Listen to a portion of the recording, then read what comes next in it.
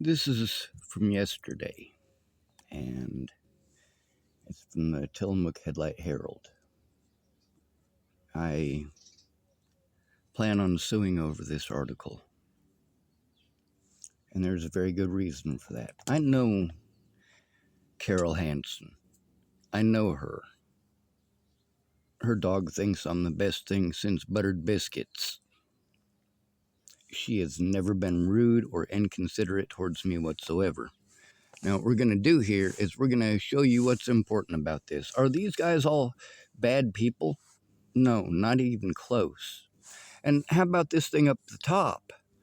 Contractors volunteer to remove problem garage. Oh my God. Yeah, these definitely aren't horrible people here. But now we need to take a look at why the garage is a problem. Now, this right here is not illegal to post up any of this. It was posted in the friggin' newspaper. But also, let's take a look at what was said. Now, I'm going to tell you, this is literally half a block from where I stay. It's half a block from where I stayed over at Mossum's. Well, actually, it's literally right across the street from where I was staying at Mossum's. Now, let's read this. A group of local contractors came together on March 6th to help Tillamook homeowner remove a detached garage from her property after it had become a magnet for vagrants. Vagrants, yes. Very much. They try to blame everything on the homeless. Now just wait till you see the garage. You're going to realize that's just a ton of bullshit. The fact is, it's a dilapidated garage that was falling apart. It says crews from Top Grade Excavation and JLT Construction donated their time and the use of an excavator to demolish and remove the garage from Carol Hansen's home on Stillwell Avenue. That's right, Tillamook, Oregon. Oh, come on, stop shutting down on me. Now let's take a look at these. See, this is what it looks like all cleaned up. Now, you might notice that they took out all of these bushes here. Now, how about them bushes? Were them bushes also a problem? Were those bushes also a problem for vagrants? No, they were a public safety hazard. People could not use the sidewalk because those bushes were growing out over the sidewalk. And Miss Hansen is not a spring chicken. I'm not trying to be rude here, and I'm also not trying to use the word elderly. I'm not trying to be a jerk. But realistically, she is elderly. That is the reality of the situation. She could not take care of these things herself. These things were overgrown because she couldn't do it herself. And then let's go to this garage here. Christ. This garage. I want you to take a look at this garage, okay? Oh, come on now. You see that garage? You see how dilapidated it is? Now, they had to try to find an angle. Look how low they are. I mean, that is below waist level that they had to take that from, and from a very odd angle. The reason for that is because it is sway-backed. All right, look at that. Okay, it is falling apart. It is dilapidated. Okay, this isn't because of this right here, this little piece here that is from one very specific homeless person, a homeless person named Sky Crawford, who, well, somebody lit his van on fire a week after his girlfriend told him she was going to light his van on fire if she didn't give him her wallet. So, you know, there's that to be considered, but take a look at that. Is that really there? Yes, it is. Now, is that the reason that it was torn down? No, it was unsightly. Now, they're blaming vagrants. No, this is Sky Crawford. He has been victimized so many times out here. And Pun and Tiffany, well, Tiffany verified that the night I recorded what I thought was Sky Crawford being dragged across the road, and he was screaming for the police. Someone called the police, and I did call the police, by the way. Tiffany verified later that that was Sky Crawford that they were dragging across the road. They were going to fucking kill him. Yeah, the same guy who had his vehicle lit on fire. The same guy who was hit in the head with a baseball bat. 3 times by Brock Graff, who literally bragged about it.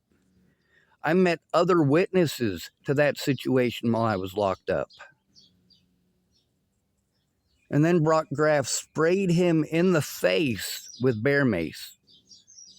Not like the situation with me where people try to pretend I sprayed somebody in the face. No, he literally did spray Sky Crawford in the face with bear mace. And Sky Crawford takes so much of this shit. Now, the day after Sky Crawford was dragged across the road and was yelling for me to call the cops, he actually chastised me for calling the cops.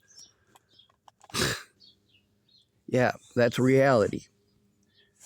Now, why is it that I plan on suing the shit out of the Tillamook Headlight Herald? Because this isn't the only time that they've intentionally gone out of their way to sell a false narrative of the situation. It's not homeless vagrants' fault that that thing needed to be torn down. It's not homeless vagrants' fault that those bushes right there were so overgrown that people were very often complaining, very frequently complaining, that they couldn't use the sidewalk. So at any point in time, that thing could have fallen down on someone who was walking by on the sidewalk. It could have fallen in on itself. I've never, ever, the entire time I've been here in Tillamook, I've never seen anybody inside of that garage, ever.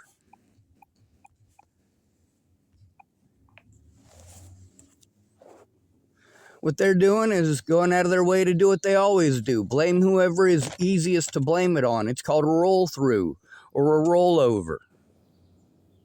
Sky Crawford has repeatedly been arrested because he was victimized by others and they think they can get away with it. Meanwhile, Sky Crawford is obviously fine with them getting away with it. He's not going to turn it in with somebody. What he's going to do is complain that nobody did anything after somebody did something because he wanted somebody to do something. You scream for somebody to call the cops because you think these people are going to fucking kill you. Somebody calls the cops and then you treat that person like shit for calling the cops. Yeah, that's not a real smart way of thinking.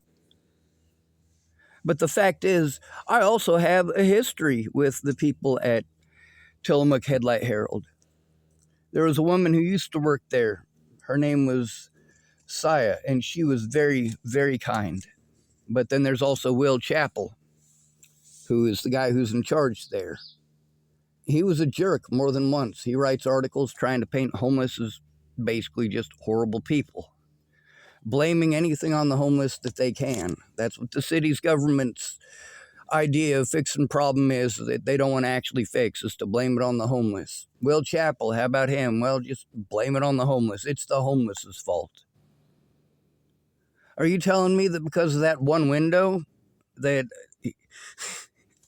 because of that one busted window, that they had to tear the whole thing down? So if I went to one of the, we can only call them terrorists at this point because they're terrorizing me. So if I was to go put a window next to their house, would you tear their house down? Is that how this works? Because I'm not seeing how common sense is coming into play at all here.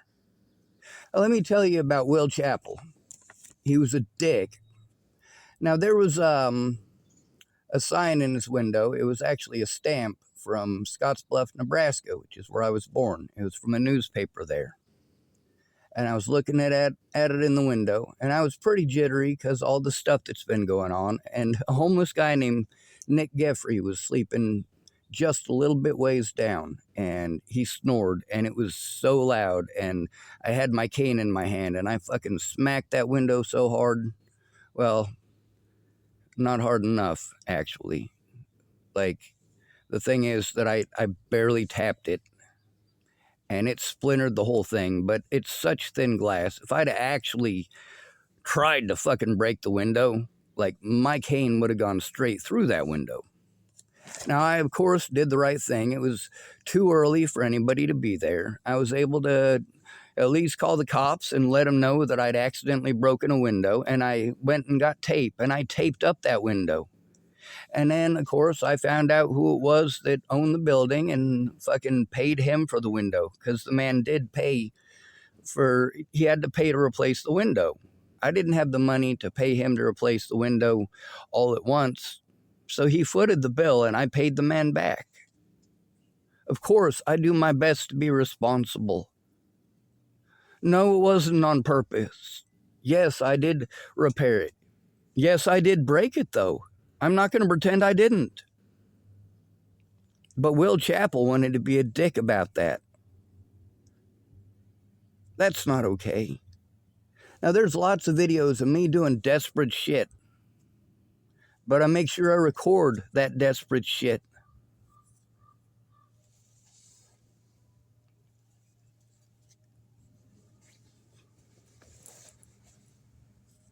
With people breaking my windows, I certainly did go over to the library where I had internet access. And I smacked the shit out of their door with my cane, and I didn't hide it. It's still on my YouTube channel. Like, I had to deal with bullying from multiple police officers, including Timothy Sadler, because I tried to turn in people breaking my windows. Because of my back problems, I had to pay people to help me to push my car after the damage from Andrew Wolnez and his friends. You've also gotten to hear from a lot of witnesses. Anyway, I got stuff I got to do today. I shouldn't be doing anything but resting. I am in so much pain, but I got shit I got to do. Just because other people make more work for me doesn't mean I don't still have to do my own. I got to take care of my stuff first before I go doing all the stuff that everybody else wants to pile on top of me and pretend that it's help.